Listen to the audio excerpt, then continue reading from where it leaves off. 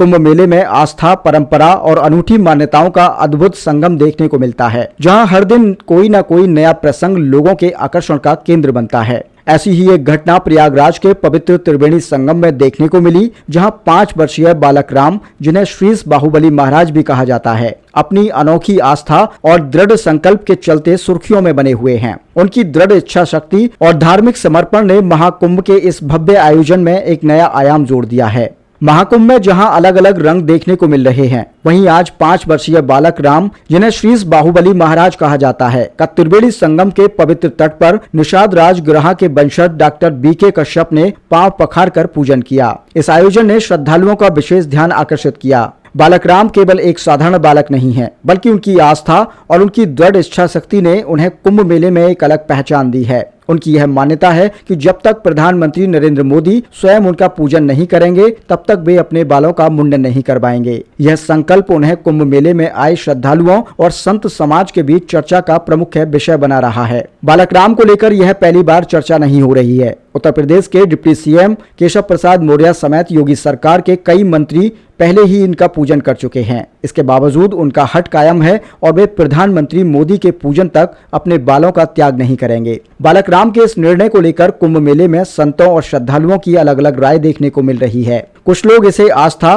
तो कुछ लोग तपस्या का प्रतीक मान रहे हैं, वहीं धार्मिक चर्चा का विषय भी मान रहे हैं। त्रिवेणी संगम में स्नान करने के बाद बालक राम ने अपने पूजन स्थल पर विशेष मंत्रोच्चारण के बीच पूजा अर्चना की। वे पूरे समर्पण के साथ हनुमान जी और भगवान श्री राम के भक्त माने जाते हैं और उनका यह दृढ़ निश्चय सनातन संस्कृति में उनके गहरे विश्वास को दर्शाता है। आज के इस आयोजन में अखाड़ों के साधु संत, महंतों और श्रद्धालुओं की भारी भीड़ उमड़ी। हर कोई बालक राम की तपस्या और उनकी आस्था को देखकर चकित था। बालक राम के संकल्प की चर्चा अब दूर दूर तक फैल रही है। श्रद्धालुओं और सामाजिक कार्यकर्ताओं के बीच यह सवाल उठने लगा है कि क्या प्रधानमंत्री नरेंद्र मोदी इस विशेष अनुरोध को स्वीकार करेंगे। महाकुंभ में आए हुए कुछ लोगों का मानना है कि प्रधानमंत्री मोदी भारतीय संस्कृति और धर्म के प्रति गहरी आस्था रखते हैं। ऐसे में वे इस विषय पर गंभीरता से विचार कर सकते हैं। बालक राम की इस अनोखी यात्रा ने महाकुंभ में एक नई धार्मिक धारणा को जन्म दिया है, जहां लोग गंगा, यमुना और सरस्वती के संगम में स्नान कर अपने पापों का प्रायश्चित करते हैं। वहीं बालक राम जैसे छोटे बच्चे का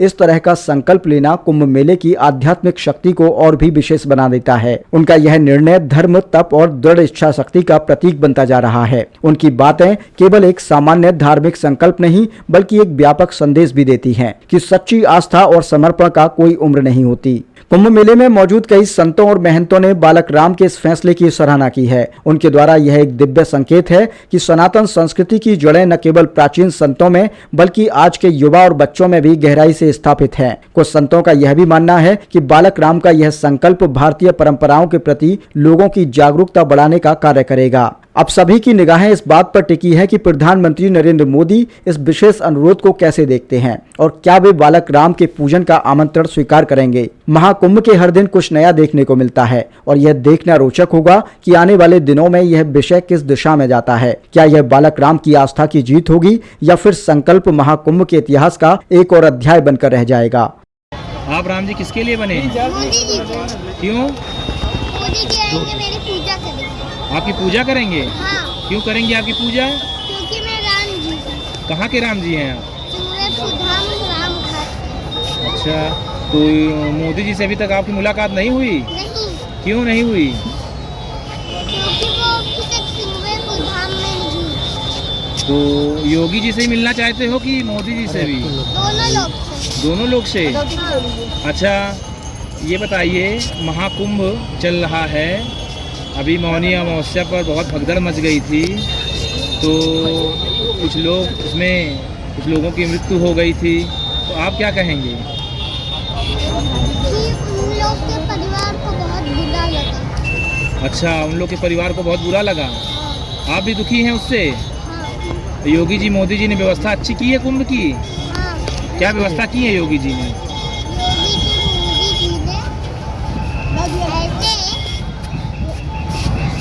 यहाँ पे बहुत बढ़िया व्यवस्था की है और यहाँ पे सब घर बनवाए।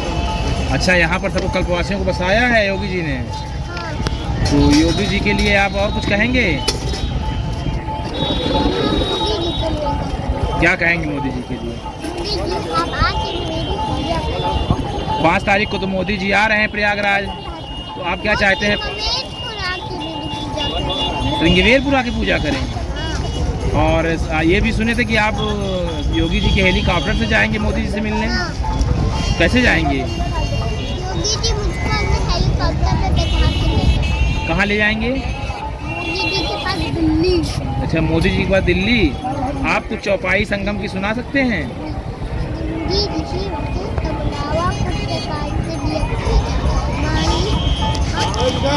आप ये भी सुने हैं कि आप चाहते हैं नोटों में राम जी की फोटो हो जाए, हाँ, क्यों? क्योंकि राम का ही पूरा भारत है। राम का ही पूरा भारत है। हाँ, तो अभी तो नोटों में गांधी जी की फोटो है, अब राम जी की फोटो छपनी चाहिए, क्यों छपनी चाहिए? क्योंकि राम ही जी का ये पूरा भारत है। इसलिए। हाँ, तो गांधी जी भी राम जी भक्त थे क्या? हाँ, अच्छा, गांधी जी होते तो क्या राम जी की फोटो छपती? हाँ, क्यों? क्योंकि गांधी जी राम जी के भक्त थे। अच्छा, तो आप मोदी जी से, योगी जी से क्या कहना चाहेंगे इसके बारे में? मोदी जी, योगी जी, अब से